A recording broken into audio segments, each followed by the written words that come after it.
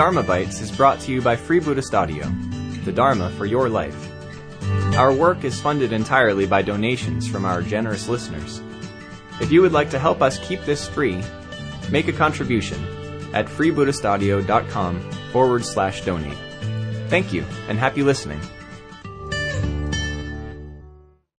As there are so many things that we crave and that we show aversion to, you'd have to have an individual strategy for each of these thousands of things, which would be not very practical. And they're not 100% effective, I don't think. So rather than only undermining the object of the craving or the aversion, we need to ultimately undermine the craving or aversion itself. So in the opening lines of the Heart Sutra text that you have in front of you, Avalokiteshvara, or it's mentioned that Avalokiteshvara has sundered the bonds that caused him suffering. And so we know from the second noble truth that the bonds that cause us suffering are craving and aversion. So how did that come about? How did Avalokiteshvara do that? Well, it says that he had a realization when he was in meditation. So that implies, or in fact maybe it just tells us, that in order to completely overcome these cravings and aversions, we need to have some experiential realization of the nature of them. It's not enough just to have a theoretical understanding. It needs to be experienced. Now, I should point out, though, that's not to dismiss in any way theoretical understandings.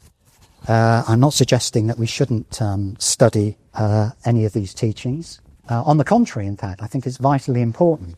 I think it's very unlikely to gain, significant spiritual insight if you don't have some grounding in an understanding at the practical level of Buddhism and its concepts. And if you were to have a major spiritual insight without that grounding, then you probably wouldn't know what to do with it. You wouldn't have a context for it. You wouldn't know where it came from or where to go with it. So a theoretical understanding is still vitally important. In lines 24 to 30 of the text, it talks about it summarizes the 12 nidanas and talks about the Four Noble Truths and the Noble Eightfold Path. And it says, no 12 nidanas, no Noble Eightfold Path, no Four Noble Truths. So what's that all about? That's quite striking, really, for a Buddhist text. Vasantra, who's one of the senior order members in our movement, has said in his books, Meeting the Buddhas and Female Deities in Buddhism, that our experience is ungraspable. And even the concepts of Buddhism do not capture the truth of things. So even the concepts of Buddhisms do not capture the truth of things. Well, in a sense, of course they don't. No concepts can actually capture the truth of things, the actual true experience. There is no way that reality can be explained in words or painted in a picture or portrayed via the media of mime or any other media for that matter. It does ultimately need to be experienced. But again, clearly we need to understand them as best we can. But it's also important not to have attachment to those concepts. It would be easy to think, I've studied the Four Noble Truths and the Noble Eightfold Path, that's basic Buddhism, I've done that, I can move on now. That would probably be a mistake.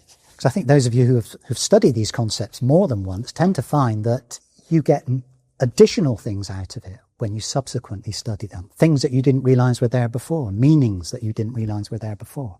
And of course you do, because, you have changed in that intervening period. So it's only to be expected, really. So it's important to have, to realize that these things can be, that our relationship with them changes over time. As St. Paul, in his first epistle to the Corinthians, said, when I was a child, I spoke as a child, I understood as a child, I thought as a child. But when I became a man, I gave up childish things. So I'm not suggesting we give up the Noble Eightfold Path, but I think what St. Paul is trying to convey there is as we develop, as we grow, then our relationship towards things change.